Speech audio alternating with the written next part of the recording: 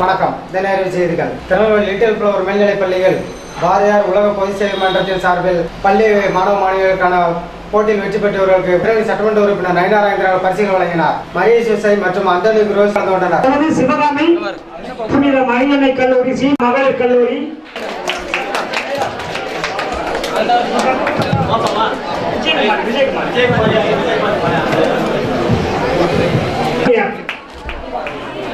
பேச்சு போட்டி முதல்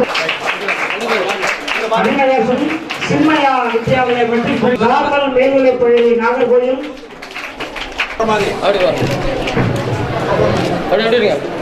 தொடர்ந்து அபிராமி மாதேஷ்,